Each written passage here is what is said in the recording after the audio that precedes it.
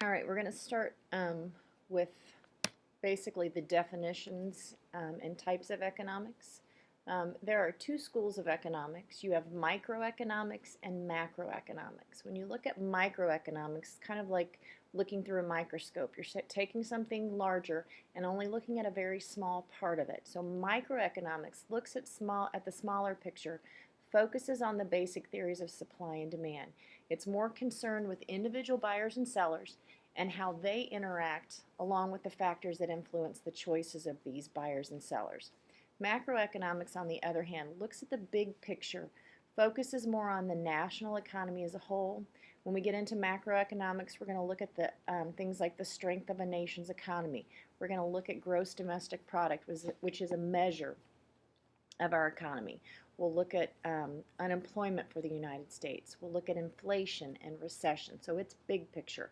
Microeconomics we're going to look at decisions that you as an individual make or as an individual business makes.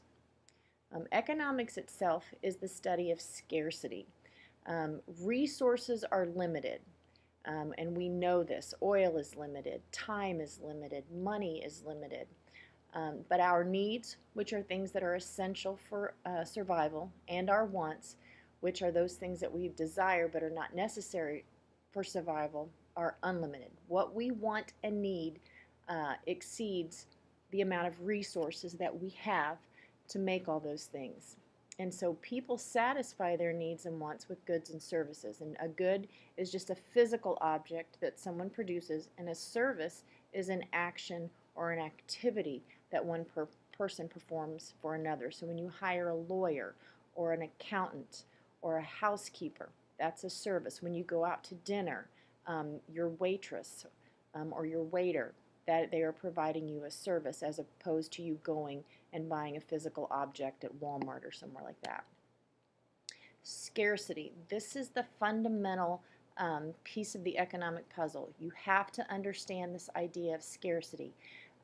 Economics builds upon itself, and so this is not a subject where you can learn the material for one chapter and then let it go. We will be talking about scarcity and a lot of these things for the rest of the semester. They build upon each other.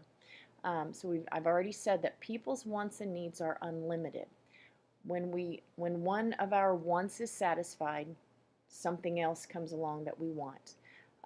But goods and services are limited. It's very, very important that you understand the fact that limited amounts of goods and services are available to meet